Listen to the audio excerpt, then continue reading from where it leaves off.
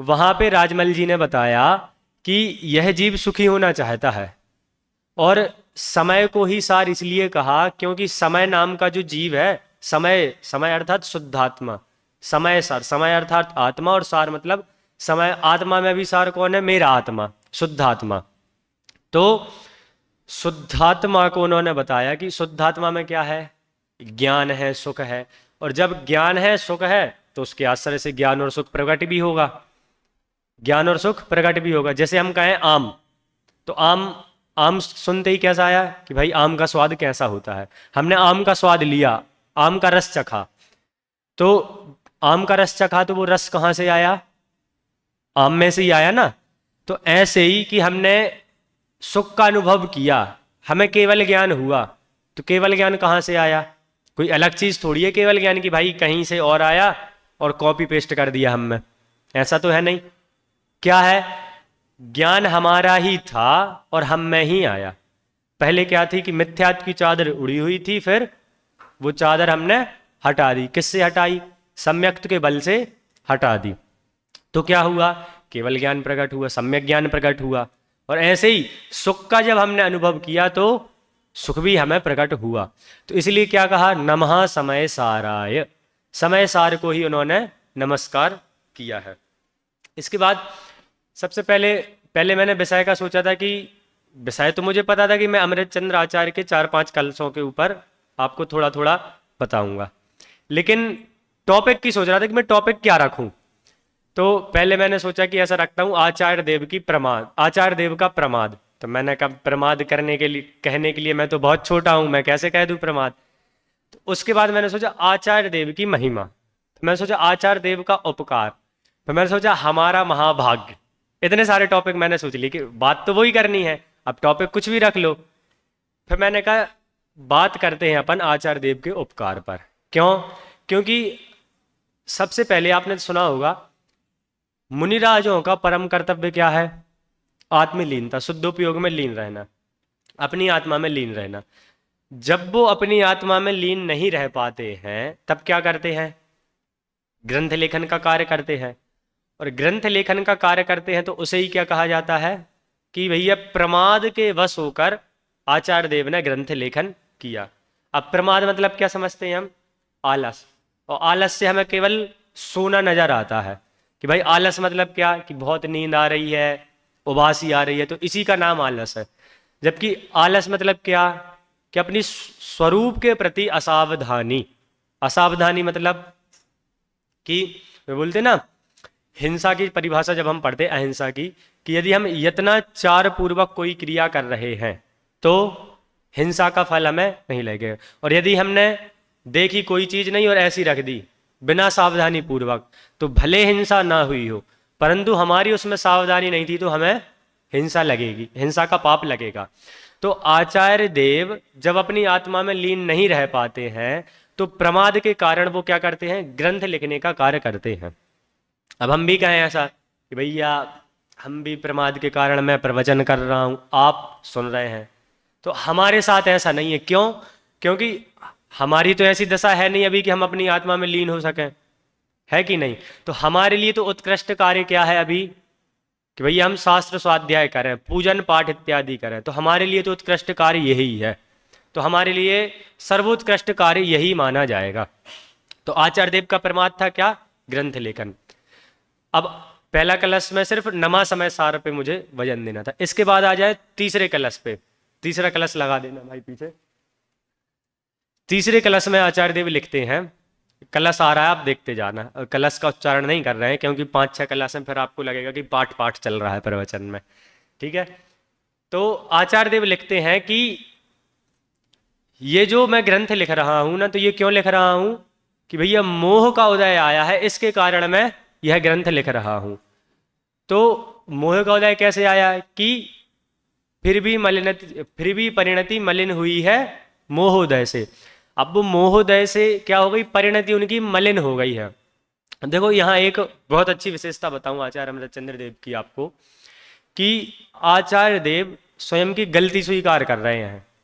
जैसे अपन ने कोई गलती कर दी हो, अपन से कोई पूछे कि भैया आपने ये गलती की, आपने ये गलती की, तो पता तो है सबको कि गलती तो की है, लेकिन तुरंत हम मानते नहीं है, एक दो बार तो नकारते हैं कि नहीं नहीं, वो कुछ ना कुछ एक्सक्यूज जरूर देते हैं कि भाई जैसे भी हम बच सके हमें वैसे एक्सक्यूज देकर बचना है। लेकिन आचार्य देव क्या कह रहे हैं कि मेरी परिणति जो है, मेरी जो पर्याय है वह कैसी हो गई है, मलिनता को प्राप्त हो गई है। तो अब वो मलिनता को प्राप्त हो गई है, तो अब भाई मलिनता को प्राप्त हुई है इसलिए मुझे ग्रंथ लेखन का भाव आया है। ठीक है, एक दो बात है इसमें। सबसे पहले मलिनता को प्राप्त हुई है इसलिए क्या हुआ है, मलिनता को प्राप्त हुई इसलिए मुझे ग्रंथ लिखने का भाव आया है। अब दूसरा वो कह रहे हैं कि ग्रंथ लिखते ही लिखते परम विशुद्धि को पावे वह परिणति मेरी, कि ग्रंथ लिखते ही लिखते वह मेरी परिणति जो है वो परम विशुद्धि को प्राप्त हो जाए। अब ये बात थोड़ी अटपटी नहीं लगती कि एक जगह तो आचार्य देव ये कह रहे हैं कि मेरी परिणति क्यों मलिन हुई है, मोह के उदय से मलिन हुई है और इसलिए मुझे ग्रंथ लेखन का भाव आया है। अब ग्रंथ लेखन का भाव आया है और ग्रंथ लेखन के ही भाव से ग्रंथ लिखते लिखते मेरी विशुद्धि मतलब मेरी परिणति जो है वो ब्रह्म विशुद्धि को प्राप्त हो जाए। तो बात थोड़ी लगती ना कि इसमें तो दोष है। जैसे कि पढ़ाई में मन नहीं लग रहा तो हमने मोबाइल चलाया और मोबाइल चलाते चलाते पढ़ाई में मन लग जाए, ऐसा हो सकता क्या? अपना तो नहीं हो सकता, लेकिन आचार्य देव का हो गया। आचार्य देव का कैसे हुआ?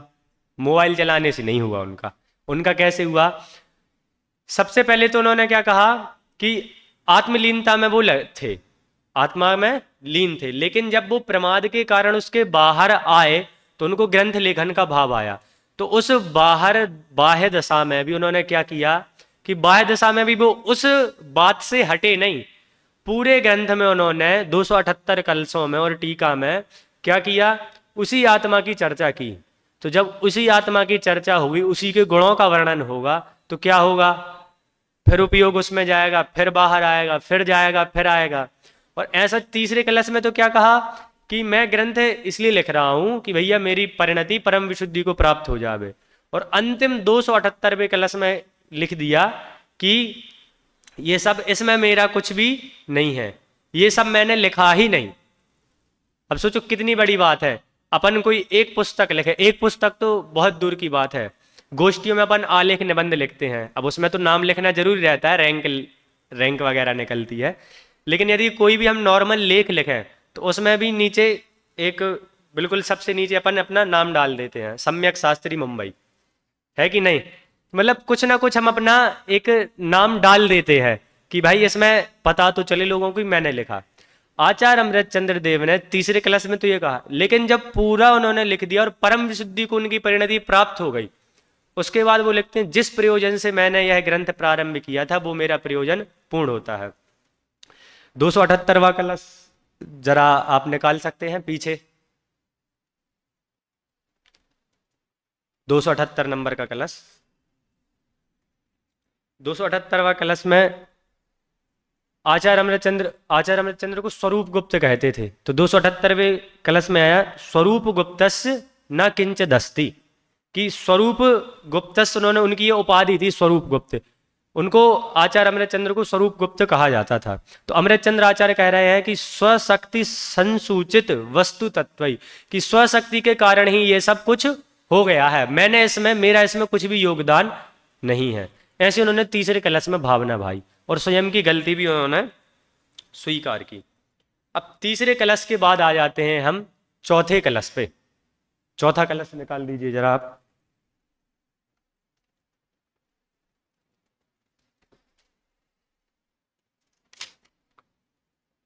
चौथे कलश में आचार्य देव कहते हैं, चौथे कलश में एक बीच में लाइन आती है, दिख रहा है आपको? चौथे कलश में आता है जिन वचसी रमनते ये स्वयं वांत मोहा। ठीक है, सरल लाइन, सबको समझ आ रही होगी। जिन वचसी, वचसी मतलब वचन, कि जिन वचनों में रमण करने से क्या होगा, ये स्वयं वांत मोहा, मोह का क्या होगा, स्वयं ही नाश हो जाएगा। तो अब बताओ, जिन वचसी, वचन तो कैसे हैं, वचन किसकी पर्याय है, पुद्गल। तो पुद्गल में रमण करने से स्वयं वांत मोह कैसे होगा, मोह कैसे नाश होगा? तो अनुशीलन में दादा लिखते हैं कि जिन वचसी रमनते, अर्थात, और टीकाकार भी, कलश टीकाकार राजमल जी भी लिखते हैं कि कि जिन वचसी रमनते कहा ना, तो जिन वचसी रमनते से ये नहीं लेना कि उनके वचनों में, उनके वचन से जो वस्तु बताई जा रही है, उनके वचनों में जो वस्तु बताई गई है, उस वस्तु में रमण करने से, उस वस्तु को अनुभव करने से क्या होता है, ये स्वयं वांत मोह, मोह क्या होता है, नाश को प्राप्त होता है। जैसे कि अब आत्मा के अनेक अनेक गुण बताए, आत्मा में ज्ञान है, आत्मा में दर्शन है, आत्मा में सुख है, आत्मा में वीर है, आदि अनंत गुण है आत्मा में। तब जब आत्मा कहते हैं ना, तो इन सब गुणों का जिसको अनुभव हो गया है, इन सब गुणों का निर्विकल्प रूप से, ऐसा नहीं कि एक सेकंड में पहले ख्याल आया आत्मा में ज्ञान है, फिर दूसरे में आया आत्मा में सुख है। जैसे मैं कहूं वर्ल्ड कप, तो वर्ल्ड कप से क्या याद आता है, भैया वो सूर्य कुमार यादव का कैच, फिर उसके बाद वो विक्ट्री परेड, रोहित और कोहली की साथ में फोटो, ये सब याद आता कि नहीं वर्ल्ड कप से? तो ये सब अलग अलग याद आता क्या? एक ही समय में सब कुछ याद आ जाता है कि नहीं? एक ही समय में क्या आता है, सब कुछ याद आ जाता है। वर्ल्ड कप कहने से, वर्ल्ड कप कहा तो अब वो 19 नवंबर वाला भूल जाते हैं हम कि भाई क्या हुआ, लेकिन ये जो अभी 29 वाला है ये याद रहता है हमें, और इसके हर एक पल याद रहते हैं कि भाई कैसे जीते थे, कैसे डिफेंड किया, कितना उसका सेलिब्रेट। तो ये सब क्या का एक वर्ल्ड कप कहा, और ये सब हमें एक ही सेकंड में, एक ही सेकंड तो बहुत ज्यादा कह दिया, एक ही समय में सब जो जितनी हमारे अंदर इमेज है, जितनी हमने उसकी फोटो देखी है, जितनी मेमोरीज है, वो सब क्या होती हैं एक ही समय में बिल्कुल केवल ज्ञान हो जाता है। मैं वर्ल्ड कप का कि जैसे केवल ज्ञान में क्या होता है, तीन लोक एवं त्रिकाल की सभी पर्याय एक समय में दिखती हैं, ऐसे पूरा वर्ल्ड कप हमें एक समय में दिखता है। वो रोहित शर्मा की बैटिंग, वो सब कुछ वो हमें दिखता है एक समय में। अब उसके लिए ऐसा तो है नहीं कि भैया वर्ल्ड कप कहा तो एक समय में पहले सूर्य कुमार यादव का कैच दिखेगा, फिर अगले 5 मिनट बाद वो विक्ट्री परेड दिखेगी, ऐसा तो नहीं है। एक ही समय में क्या होता है, सब कुछ दिखता है। तो ऐसे जिन वचसी रमनते वे स्वयं वांत मोहा, कि जो जिन वचनों में रमण करता है, अर्थात जिनेन्द्र भगवान द्वारा बताए गए, जो जिनेन्द्र भगवान द्वारा बताई गई वस्तु है उसमें जो रमण करता है, उसका क्या होता है, मोह स्वयं ही क्या हो जाता है, शांत हो जाता है। अब कैसे? जैसे, और उसमें भी निर्विकल्प अनुभूति होती है। जिसने भी उस वस्तु तत्व को समझा है जो जिनेन्द्र भगवान ने बताया है, उसको भी निर्विकल्प अनुभूति होती है। जैसे अभी एग्जाम्पल दिया ना वर्ल्ड कप का, कि जिसने वर्ल्ड कप को समझा है, जिसको उसकी अनुभूति हो गई है कि वो क्या चीज है, तो उसको अपने आप उसकी अनुभूति होती है। अब उसको ये बार बार बताना नहीं पड़ता कि अब ये। ऐसे ही जिसने आत्मा में ज्ञान है, आत्मा में दर्शन है, आत्मा के अनंत गुणों को जाना है, उसको अब आचार्य देव कहेंगे ना, कि बोलते ना कि त्रिकाली दृष्टि का विषय, दृष्टि का विषय कहा तो उससे आत्मा की सभी पर्याय, सभी गुण, आत्मा के सभी गुण उसकी दृष्टि में आ जाते हैं, जिसको एक बार अनुभव हो गया है। ये तो था चौथा कलश। चौथे कलश में थोड़ा सा हम पढ़ें।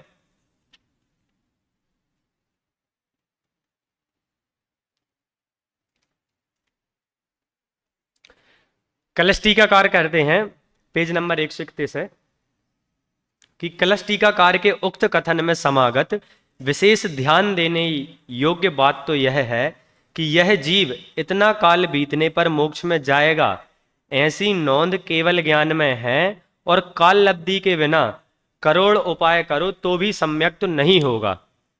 देखो, इस कलश से क्रमबद्ध पर्यायता सिद्ध करते हैं कौन? राजमल जी पांडे। कैसे करते हैं कि स्वयं जिन वचसी रमनते ये स्वयं वांत मोहा, सपदि समय सारम ते परम ज्योतिरुच्चई, रन वम नय पक्षा क्षुण्ण मीक्षंत एव। और इसके ऊपर भी लिखा है उभय नय विरोध ध्वंस नि स्यात् पदांक, कि सबसे पहले वो बताते हैं कि उभय नयों में, उभय नय मतलब कौन कौन से?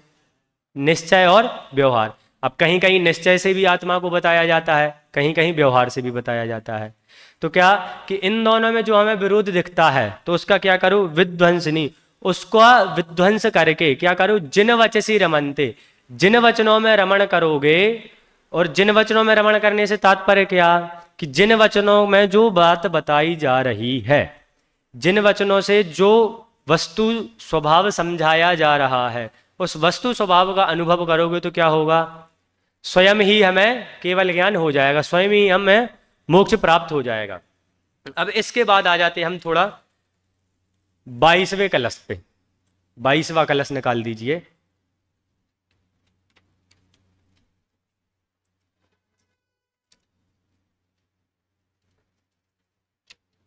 बाईसवें कलश का थोड़ा सा हम यहाँ से पाठ करते हैं, आ गया होगा पीछे। 22वां कलश निकाल दीजिए। मालिनी छंद है। त्यजतु जगदिदानीं मोहमाजन्मलीनं रसयतु रसिकानां रोचनं ज्ञानमुद्यत इह कथमपि नात्मानात्मना साकमेकः किल किलयति काले क्वापि तादात्म्यवृत्तिम्। इसके पहले जो चल रहा था ना कलश, जिन वचसी रमनते ये स्वयं बांत मुहा, तो दादा ने बुक लिखी है भगवान महावीर और उनका सर्वोदय तीर्थ। तो ये जो शब्द आया जिन वचसी रमनते, तो जिनेन्द्र भगवान के वचन, वचन अर्थात उनकी दिव्य ध्वनि। तो दादा ने उस पुस्तक में बताया कि दिव्य ध्वनि का केंद्र बिंदु क्या है, संपूर्ण जो उपदेश है, संपूर्ण जो दिव्य ध्वनि है, उसका केंद्र बिंदु क्या है। तो उसके केंद्र बिंदु में वो बताते हैं कि उसका केंद्र बिंदु भगवान आत्मा है। तो उसी भगवान आत्मा के आश्रय से क्या होगा? मोह का नाश होगा। अब इसके बाद आ जाओ इस कलश पे। तो इसमें लिखा है त्यजतु जगदी जगत इदानीम मोह आजन्म लीनम। तो जगत के लोगों से कह रहे हैं, कौन कह रहे हैं? आचार्य अमृत चंद्र देव। सबसे पहले उन्होंने स्वयं को बताया कि भैया मेरी भी परिणति कैसे हुई है? मोह से मलिन हुई है। अब वो पहले तो स्वयं को स्वीकार किया, अब उसके बाद वो सबको बता रहे हैं, सबसे कह रहे हैं कि हे जगत के लोगों, त्यजतु जगत इदानीम मोह आजन्म लीनम, कि ये जो आजन्म लीनम अर्थात अनादिकालीन, अनादिकाल से जो ये क्या है मोह, इसको क्या करो? त्यजतु, त्याग दो। हे जगत के लोगों, हे संसारी जीवों, अनादिकाल से ये जो मोह है ना, इसको त्याग दो। तो कहा कब त्याग है? इदानीम, इदानीम अर्थात अभी, अभी त्याग दो। अभी त्याग दो मतलब उत्तम तप के दिन, या कब? भैया हमें बता तो दो हमें कब त्यागना है। जिस दिन आप कह दोगे हमें तब त्यागना है, तब हम बढ़िया आधे घंटे पहले भूमिका बनाएंगे, ध्यान मग्न होंगे, अब फिर उपाय करेंगे कि त्याग देवें, त्याग देवें, त्याग देवें। ऐसे त्यागेंगे क्या? ऐसे नहीं त्यागोगे। कैसे त्याग होगा उसका? जिन वचसी रमनते वे स्वयं वांत मोहा। तो ये पीछे से हमें जोड़ना, जिन वचसी रमनते ये स्वयं वांत मोहा। यहां तो क्या कहा आचार्य देव ने कि त्यजतु, त्याग दो। कब त्याग दो? कब त्याग दो? 10 लक्षण में कि अष्टानिका में कि महावीर जयंती पे। कब? तो कहा अभी, तत्काल, इदानीम, अभी तुरंत ही त्याग दो। अब इसके बाद मोह कैसा है? तो मोह को बताते हैं वो कि मोह कैसा है? आजन्म लीनम, अर्थात मोह कैसा है? अनादिकालीन मोह है। अब इसके बाद बताते हैं रसयतु रसिकानाम रोचनम ज्ञान मुद्यत। दो चीजें होती हैं। एक तो जब किसी से कोई चीज कहे कि ये चीज छोड़ दो, तो उसके लिए हमें ये भी बताना होता है अच्छा ये चीज छोड़ रहे हो तो इसके बदले में तुम ये करो। तो ऐसे ही सबसे पहले आचार्य देव ने क्या बताया कि मोह को छोड़ दो। तो अब कहा मोह को छोड़ दें, तो मोह को छोड़ने के बाद हम करें क्या? तो कहा रसयतु रसिकानाम रोचनम ज्ञान मुद्यत। तो क्या कहा कि जो रसिक जनों के लिए रुचिकर है, रसिक जन अर्थात, तो राजमल जी रसिक जनों का अर्थ सम्यक दृष्टि करते हैं कि जो सम्यक दृष्टियों को रुचिकर है, ऐसा क्या? ज्ञान। और ज्ञान कैसा है? उद्यत। उद्यत मतलब प्रकाशक है, प्रकाशक है। ज्ञान कैसा है? प्रकाशक है। ये प्रकाशक अर्थ राजमल जी ने किया। ज्ञान कैसा है? वो प्रकाशक है, त्रिकाल प्रकाशक है, हमेशा प्रकाशक है, वो हमेशा ज्ञान कराने वाला है। तो क्या करो? जो रसिक जनों के लिए रुचिकर है ऐसे ज्ञान का क्या करो? रसयतु, उसका रस लो। तो आचार्य देव यहां भी हमारे मोह पर प्रहार करते हैं कि हे जगत के जीवों, हे संसारी जीवों, इस अनादिकालीन मोह को अब तो छोड़ दो। अब छोड़कर क्या करो? रसयतु रसिका नाम, कि जो रसिक जनों के लिए रुचिकर है, ऐसे ज्ञान का तुम रसास्वादन करो। अब इसके बाद चलते हैं 22वें के बाद 23वें कलश पे। पूरे पूरे कलश का नहीं, थोड़ा थोड़ा सा अकेला आपको मैं बताऊंगा। इसके बाद 23वें कलश पे। 23वें कलश में तो आचार्य देव कहते हैं कि जैसे भी बने तुम मोह का त्याग करो।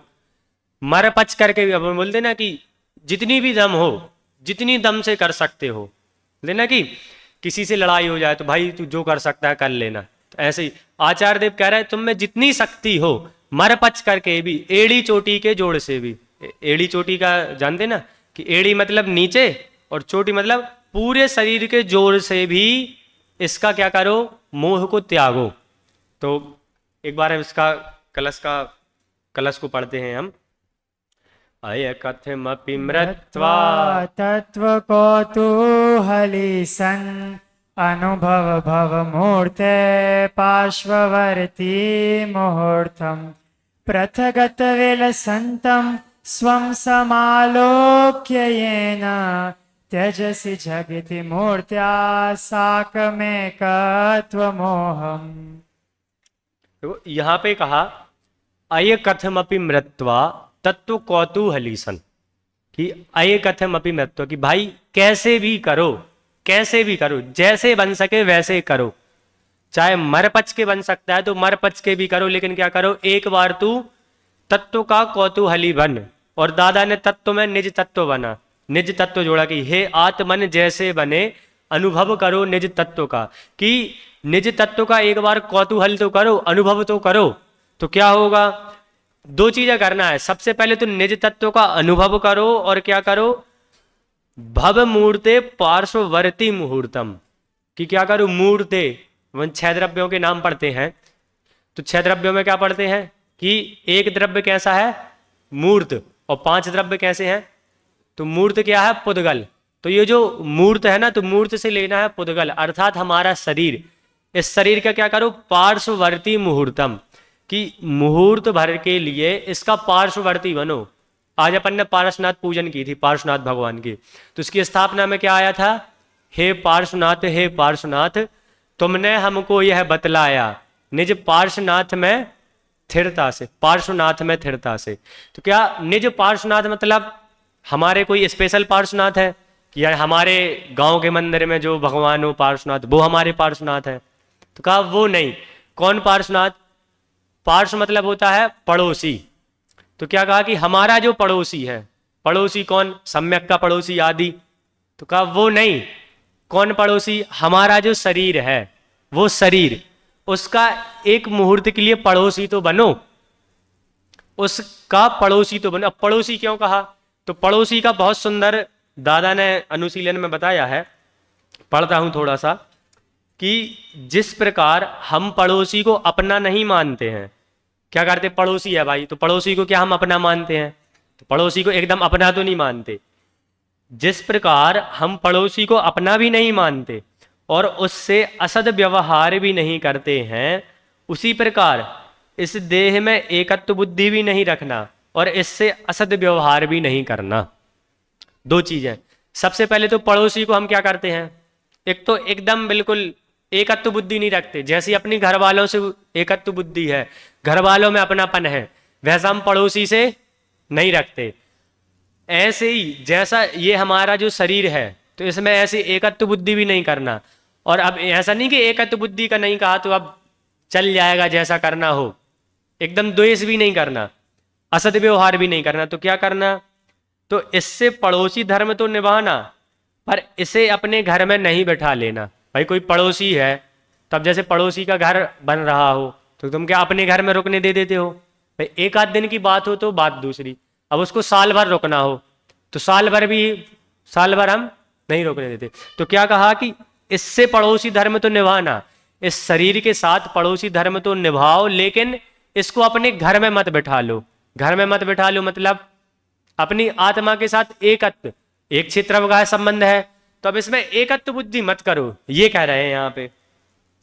हमें पक्का विश्वास है कि यदि तुम एक बार भी परद्रव्यों से भिन्न अपने भगवान आत्मा का विलास देखोगे, वैभव देखोगे, तो अवश्य ही पर से एकत्व के मोह को छोड़ दोगे। जब शांति जी भाई साहब इसको पढ़ाते हैं तो हमेशा एक उदाहरण देते हैं कि जैसे कोई छोटा बच्चा होता है ना, तब वो एक खिलौना लिए है, अब उस खिलौने को उससे छुड़ाना है अपन को, अपन खींच दें तो रोने लगेगा वो। तो इसलिए उपाय क्या है उसका कि भाई उसकी जगह उसको दूसरा खिलौना पकड़ा दो और वो अपन उससे ले लो, तो आराम से वो दे देगा, रोएगा भी नहीं। यदि कोई बच्चा हाथ में अपने चक्कू लिए है, ठीक है, जैसे हमें गुब्बारा लिए है अभी, अब उसका गुब्बारा छुड़ाए तो रोने लगेगा वो। अब उसका गुब्बारे के लिए अपन उसको दूसरा गुब्बारा दे दें, इससे बड़ा गुब्बारा दे दें या और कोई अच्छी चीज दे दें और उससे फिर वो गुब्बारा ले जाएं, उसकी साइकिल दे दें उसको, तो वो अपने आप उसका गुब्बारा छोड़ देगा कि नहीं। तो ऐसे ही यहाँ पे कह रहा है कि ये जो पड़ोसी है ना, इस पड़ोसी के प्रति तुम अपनी एकत्व बुद्धि छोड़ो और जो अनंत वैभवशाली आत्मा है ना, इससे भी उत्कृष्ट उस आत्मा में क्या करो, एकत्व बुद्धि करो, उस आत्मा में अपनापन करो। अतः भाई तुम हमारी बात सुनो और एक बार आत्म तत्व के कौतूहली बनकर उसे देह से भिन्न अनुभव करो, तुम्हारा कल्याण अवश्य होगा।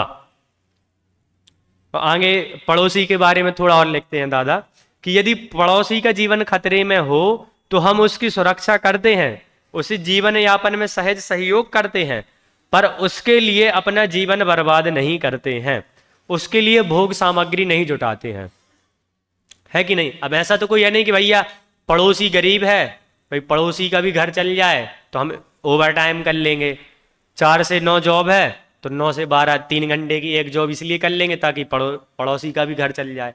ऐसा तो करते नहीं है। क्या करते हैं भैया, पड़ोसी का जीवन खतरे में तो उसके साथ क्या करते हैं, उसके जीवन यापन में नॉर्मल सहयोग कर देते। ऐसा नहीं कि अब उसी के लिए जीवन यापन करने लगे, उसका जीवन खतरे में है तो उसकी सुरक्षा भी करेंगे। उसी के लिए यदि हम जी रहे हैं तो उसी के लिए तो हम जीते नहीं हैं। तो उसी प्रकार क्या करना कि इस देह की सुरक्षा के लिए शुद्ध सात्विक आहार का ग्रहण अवश्य करो, पर इसके पीछे अभक्ष आदि का भक्षण कर नरक निगोद जाने की तैयारी मत करो। अब देखो इसको हम मॉडर्न दृष्टि से देखें ना कि इसके पीछे अभक्ष भक्षण करके, अभक्ष भक्षण आदि का भक्षण करके नरक निगोद, जैसे मान के चलो मैं पतला, सबको पता है मैं तो पतला ही हूं, अब मैं पतला हूं, कोई मेरे से कहे वो पाउडर खाओ, वो जो जिम वाले खाते ना, वो पाउडर खाओ उससे तुम मोटे हो जाओगे। अब उसमें कितने केमिकल मिले रहते हैं। तो अब कोई व्यक्ति इस शरीर को चलाने के लिए ऐसे अभक्ष भक्षण आदि करके नरक निगोद का बंद करे। अब यहां जितने बैठे हैं तो शास्त्रियों में तो मुझे पता है, लेकिन साधर्मियों का मुझे पता नहीं कि कितने लोग आलू प्याज खाते हैं। वैसे मोस्टली तो यहाँ जो आए हैं वो नहीं खाते होंगे, लेकिन जो कोई खाता हो तो उसके लिए ये लाइन आई कि भैया पड़ोसी है हमारा देह, तो इसके साथ क्या करो, इसको चलाने के लिए शुद्ध सात्विक आहार लो।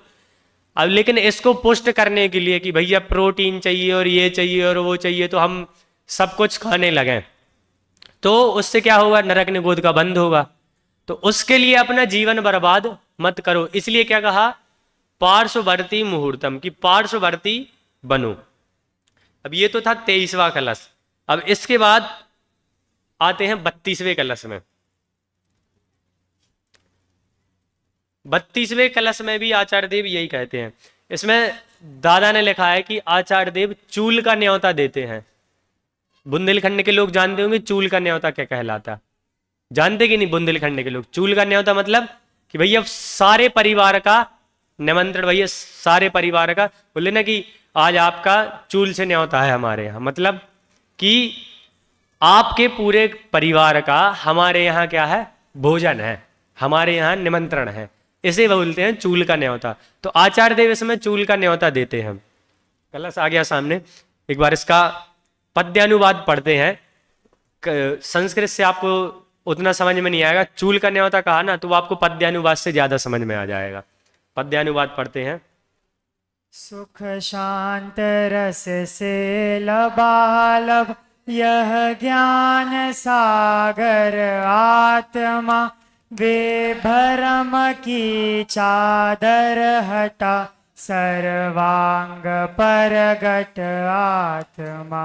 हे भव्य जन इस लोक के सब एक साथ नहाइए, और इसे ही अपनाइए, इसमें मगन हो जाइए। गुरुदेव श्री आचार्य अमृतचंद्र के कलशों की एक विशेषता हुई लिखते हैं कि जिस प्रकार ग्वाला गाय के स्तनों से दोहन करके दूध निकालता है, जिस प्रकार ग्वाला जो रहता है तो वो क्या करता है, गाय का दूध निकालता है, तो क्या करता है, गाय के स्तनों का दोहन करता है। उसी प्रकार शास्त्रों में भरे हुए भावों को, इस समय सार में भरे हुए भावों को आचार्य अमृतचंद्र ने तर्क की ताकत लगाकर निकाला है और टीका में भर दिया है। टीका में भर दिया मतलब टीका भी, अब जैसे गाथाओं के लिए उन्होंने कहीं कहीं कलश लिखे हैं, कहीं कहीं उन्होंने वो चंपू काव्य में लिखी ना, जहां गद्य और पद्य दोनों हो, तो संस्कृत में उन्होंने उसकी टीका भी की है। तो ऐसा विशेषण ऐसी महिमा गुरुदेव श्री ने आचार्य अमृतचंद्र की है। तो आचार्य अमृतचंद्र की लेखन शैली भी कितनी उत्कृष्ट थी। अब इसके बाद आते हैं हम इस कलश पे कि उसमें कहा चूल का न्योता दिया, तो इसमें किस तीसरी लाइन देखो आप, हे भव्य जन इस लोक के सब एक साथ नहाइए, सबका एक साथ। तो ये सबसे पहले क्या कहा, सुख शांत रस से लबालब यह ज्ञान सागर आत्मा, कि ये जो ज्ञान रूपी सागर आत्मा है ना, ये कैसा है, सुख और शांत रस से लबालब। लबालब मतलब जैसे समुद्र होता है वो कैसा होता है, जल से लबालब, बिल्कुल जल ही जल, जल ही जल। ऐसे ये आत्मा है, इसमें क्या है, सुख है, शांति है, और उससे ही ये क्या है, लबालब है। तो उसमें क्या कहते, विभ्रम की चादर हटा सर्वांग परगट आत्मा। अब इसका अर्थ लिखते हुए कहते हैं कि जैसे सामने समुद्र है और 4 हाथ की चादर हमारे आंखों के सामने आ जाए, इसका 2 प्रकार से, इसमें सिंधु आया ना, ज्ञान सिंधु, लास्ट में आया प्रोन्मग्न एस भगवान अवबोध सिंधु। तो सिंधु का अलग अलग अर्थ किया है। राजमल जी सिंधु का अर्थ करते हैं अभिनेता, जो नायक होता है, नाटक करने वाला, उसका करते हैं वो नाटक नटी, जो अभिनेता होता है उसका सिंधु का अर्थ करते हैं वो नटी। और गुरुदेव श्री और दादा ने सिंधु का अर्थ लिया है समुद्र। तो जैसे हमारे सामने समुद्र है और 4 हाथ की चादर आ जाए, आंखों के सामने आ जाए, तो क्या हमें समुद्र दिखेगा, समुद्र नहीं दिखेगा। तो क्या करना कि भैया वो जो विभ्रम की चादर है ना, वो चादर हटाओगे तो फिर समुद्र दिखेगा, और समुद्र दिख रहा है तो सब एक साथ नहाइए, सब एक साथ नहा लीजिए, ऐसा आचार्य देव कहते हैं। और जो नटी का अर्थ है उसमें बनारसी दास जी स्पष्ट करते हैं अपने भावानुवाद में कि जैसे नाटक होता है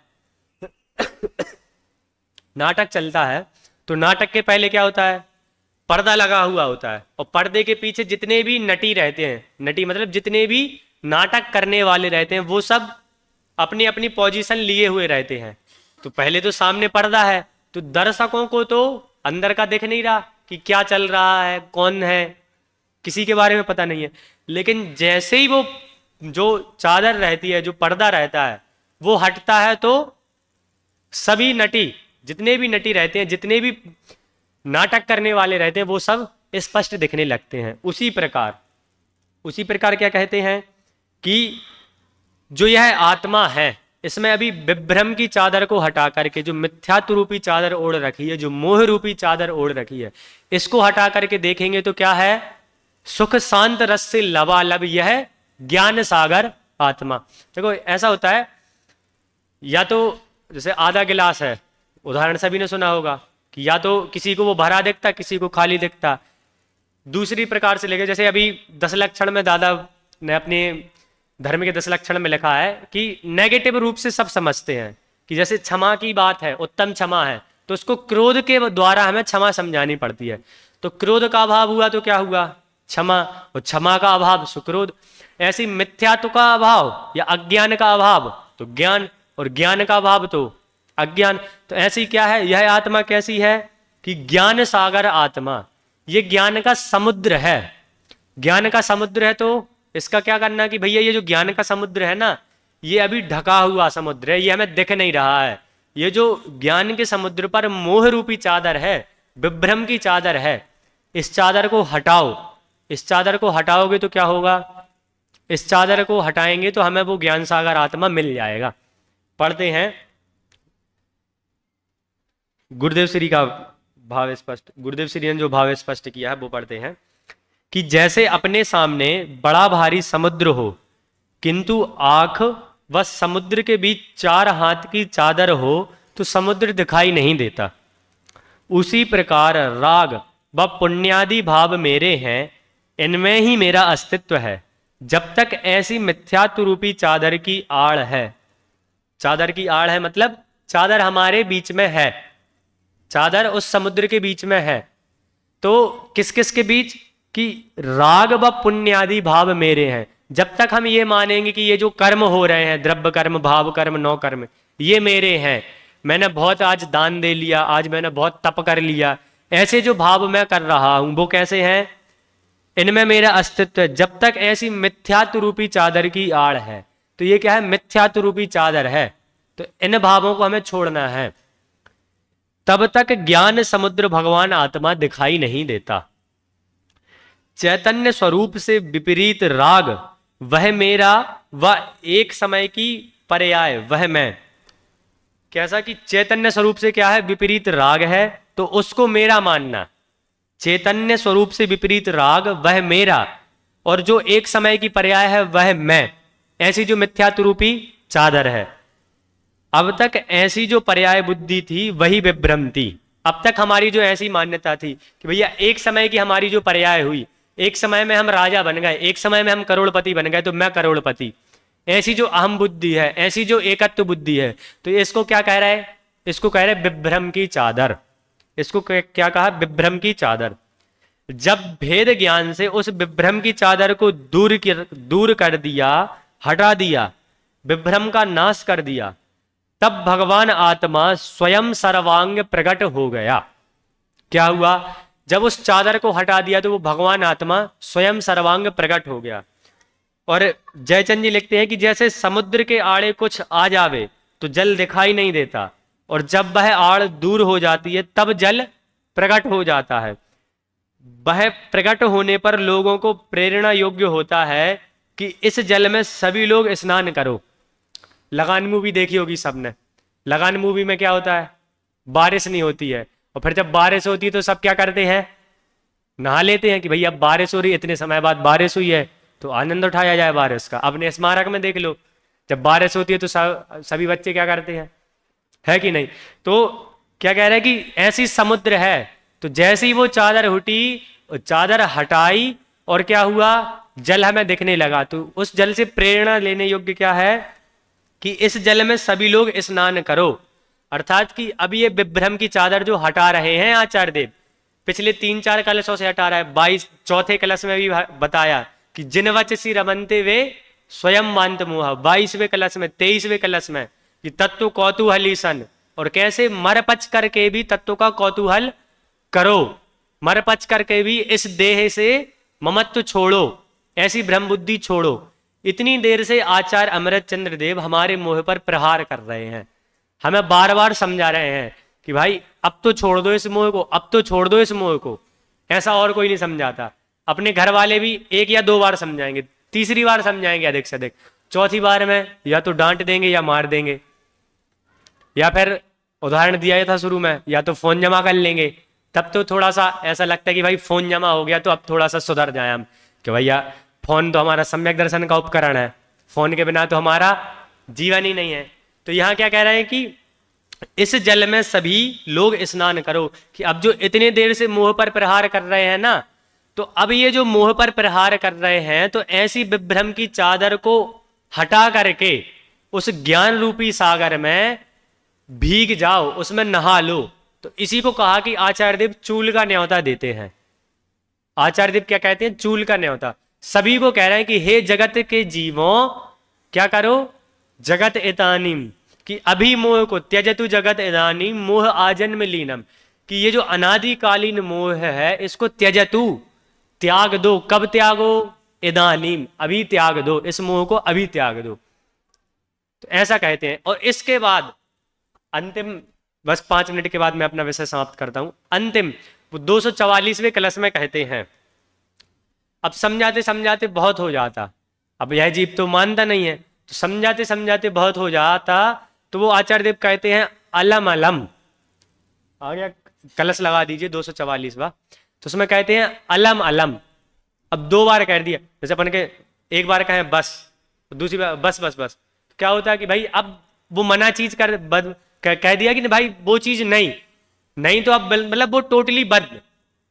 तो ऐसे ही आचार्य देव क्या कह रहे हैं, बस बस, कि हे चैतन्य अब बस करो तुम, हे जगत के जीवों अब इतनी देर से मैं समझा रहा हूं, अब तो मान जाओ, अब तो बस करो।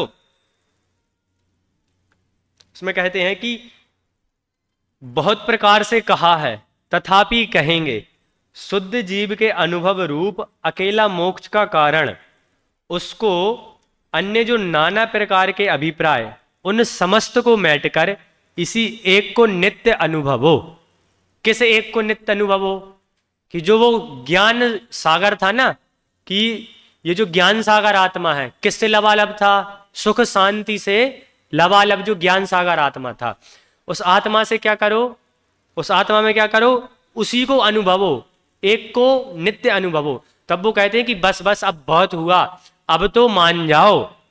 अब आचार्य देव एक तरह से रिक्वेस्ट कर रहे हैं कि भैया अब तो बस कर दो, अब कितना मोह में लीन रहोगे। अलम अलम 2 बार कहते हैं, 2 बार मतलब कि भैया बस, अब इसके आगे मत करो। तो ये बस बस कह के वो कहते हैं कि अब क्या करो तुम, भैया मोह को छोड़ो और क्या करो, वो जो ज्ञान सागर आत्मा था ना, उसके सुख रूपी जल में, उसके ज्ञान रूपी जल में क्या करो, स्नान कर लो, उसमें भीग जाओ। तो इस प्रकार आचार्य देव समय सार में हमें कितनी बार समझाते हैं, और इतनी बार समझाने के बाद भी हमारी वह मान्यता नहीं छूटती है। और अभी भी हम क्या करते हैं कि वही मोह आ जन्म लीनम, जो अनादिकाल से मोह चला आ रहा है, हम क्या करते हैं कि घर वाले कुछ कहें तो 1 बार नहीं मानते, 2 बार नहीं मानते, 3 बार नहीं मानते। उसके बाद या तो घर वाले इग्नोर करना कि जो दिखाए सो करो, या तो फिर क्या करते हैं, या तो कुछ थोड़ा सख्ती से पेश आएंगे। लेकिन आचार्य देव इतनी देर से कह रहे हैं, और वो क्या कह रहे हैं, आजन्म लीनम, कि अनादिकाल से जो तुम्हारा मोह चला आ रहा है, और अनादिकाल से हर समय हम उस मोह को बढ़ाते जा रहे हैं, बढ़ाते जा रहे हैं। तो वो कहते अब तो बस करो, अब क्या करो, मोह को छोड़ो, और उस जो एक ज्ञान रूपी सागर आत्मा है उसका क्या करो, उसको नित्य अनुभव हो। तो हम भी उस ज्ञान सागर आत्मा का नित्य अनुभव करें। इसी मंगल भावना के साथ अभी की वाणी को यहीं पे विराम देता हूं।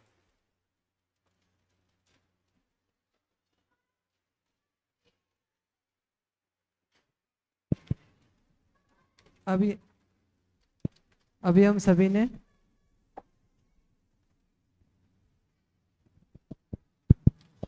सभी ने पंडित मयंक जी शास्त्री जयपुर, इनके माध्यम से समय सार के कलशों का आधार बना करके आत्मा की प्राप्ति क्यों करना चाहिए और मोह को क्यों छोड़ना चाहिए, बहुत संक्षिप्त में हमने इसके बारे में सुना। इसका बहुत विस्तार से वर्णन और बहुत तर्क और युक्ति से वर्णन समय सार ग्रंथ में मिलता है। तो मैं थोड़ा सा परिचय देना चाहूँ। ये अभी निकले हुए पास आउट विद्यार्थी हैं, और निकलते ही स्मारक में अपनी सेवाएं दे रहे हैं। आरंभ पाठशाला के अंतर्गत सह सहयोगी के